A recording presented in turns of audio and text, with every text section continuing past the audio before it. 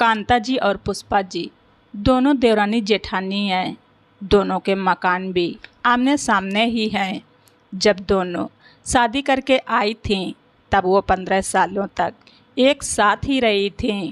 फिर उनके ससुर जी ने सामने का मकान खरीद लिया और अपने जीते जी दोनों बेटों को एक एक मकान और एक एक दुकान दे दिया था। इसलिए बंटवारे को लेकर दोनों भाइयों में और देवरानी जेठानी में कभी कोई तकरार नहीं हुई। जेठानी के 2 बेटे थे, सुरेश और दिनेश, और देवरानी के एक बेटा और एक बेटी थी।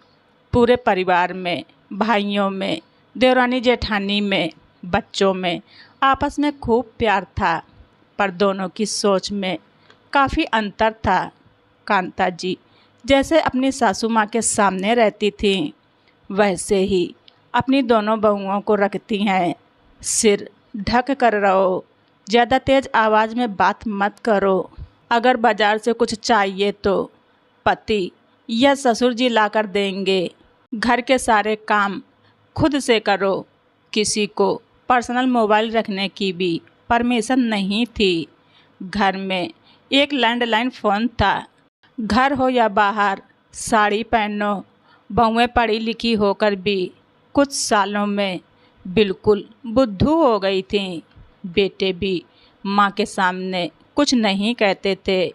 अब देवरानी का बेटा संतोष भी पढ़ लिख कर नौकरी करने लगा था। बेटी नैन्सी भी कॉलेज जाने लगी थी। तो कांता जी बोली, अरे पुष्पा, बेटी को कॉलेज भेजने की क्या ज़रूरत है, बिगड़ गई तो?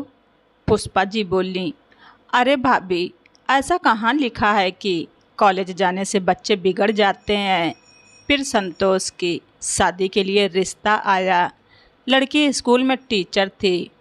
कांता जी बोली, पुष्पा, नौकरी वाली बहू मत लाओ, घर कौन संभालेगा?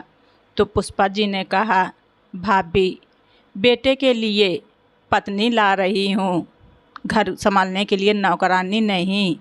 घर में मेड तो आती ही है, बाकी सब काम मिलकर कर लेंगे। तो कांता जी ने कहा, पुष्पा, थोड़े दिन के चोचले हैं ये, फिर मेरी बात याद करोगी। तो देवरानी पुष्पा हंसकर बात को टाल देती है। 2 महीने बाद संतोष और शिखा की शादी हो जाती है। नैन्सी भी भाभी के आने से बहुत खुश थी। पुष्पा जी ने बहू से कह दिया था कि बेटा, साड़ी सूट जो ठीक लगे तुम्हें पहना करो। बस घर में कोई बड़ा आ जाए या किसी के यहाँ जाना तो सर पर पल्लू ज़रूर ले लेना। घर में बाहर जैसे मर्जी हो रहो, खाओ पियो। घर में सब मिलजुल कर काम करते हैं तो घर खुशियों से महकता रहता है। पर कांता जी अपनी देवरानी को बार बार समझाती रहती थी कि पुष्पा, बहू को इतनी छूट मत दो। अरे, स्कूटी भी चलाने लगी है, गाड़ी भी चलाती है। किसी दिन तेरे बेटे को लेकर अलग हो जाएगी। एक ही तो बेटा है तुम्हारा। तेरी बेटी तो ससुराल चली जाएगी। अकेले कैसे रहोगी बुढ़ापे में? कैसे कटेगा बुढ़ापा देवर जी का और तुम्हारा? तो पुष्पा जी हंसकर बात टाल देती हैं। फिर एक दिन सभी घर के आदमी काम पर चले गए थे। शिखा की स्कूल की छुट्टी थी। सास बहू दोनों मिलकर संतोष और शिखा की सालगिरह जो 2 दिन बाद थी उस पर बात कर रही थीं। पुष्पा जी अपनी बहू से कह रही थीं, बहू, अपने पसंद की ड्रेस ले लेना और रात को सब बाहर खाना खाने चलेंगे। इतने में सामने से कांता जी की बहू भागी भागी आई और बोली, चाची जी, देखिए ना, मम्मी जी को क्या हो गया है, वो बेहोश हो गई हैं। तो दोनों सास बहू जल्दी से कांता जी के घर पहुंच जाती हैं। छोटी बहू अपनी सास के पास बैठे रो रही थी। इतने में शिखा ने पूछा, आप लोगों ने भाई साहब को फ़ोन किया या नहीं? तो उन्होंने कहा, नहीं, हम तो घबरा गए थे। तो शिखा ने अपने मोबाइल से अपने पति को फ़ोन करके कहती है, ताई जी की तबीयत ख़राब हो गई है, आप सबको लेकर हॉस्पिटल पहुँचो, मैं ताई जी को लेकर पहुँच रही हूँ। सब मिलकर उन्हें गाड़ी में लेटा लेते हैं। शिखा अपना पर्स भागकर ले आती है और गाड़ी में पुष्पा जी भी बैठ जाती हैं। दोनों बहुओं को कहती हैं घरों का ध्यान रखना और कांता जी को हॉस्पिटल ले जाती हैं। शिखा उन्हें हॉस्पिटल में एडमिट करवाकर फॉर्म भरती है और पैसे जमा कर देती है। डॉक्टर कहता है इनका बीपी बढ़ गया था, आप सही समय पर ले आई, नहीं तो कुछ भी हो सकता था। वो इंजेक्शन दे देते हैं। इतनी देर में सब पहुंच जाते हैं। कुछ ही घंटों में कांता जी को होश आ जाता है। डॉक्टर साहब देखने आते हैं और पूछते हैं अब आपको कैसा लग रहा है? तो कांता जी कहती हैं थोड़ी कमज़ोरी महसूस हो रही है डॉक्टर साहब।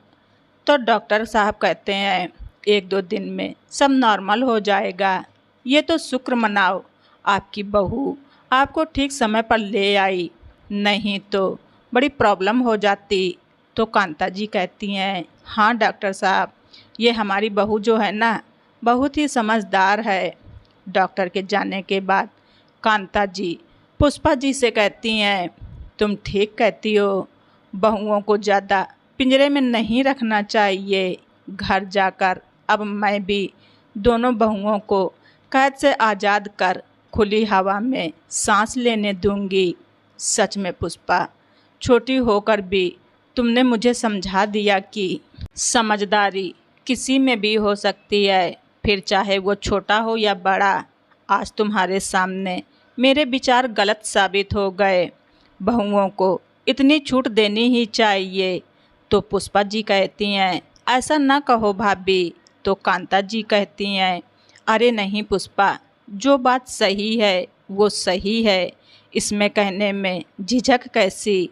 फिर दोनों देवरानी जेठानी हंसने लगती हैं और उधर शिखा भी इन दोनों की बातें सुनकर मुस्कुरा रही थी कि देर से ही सही, पर अब दोनों भाभियां भी अपनी ज़िंदगी खुल के जी सकेंगी।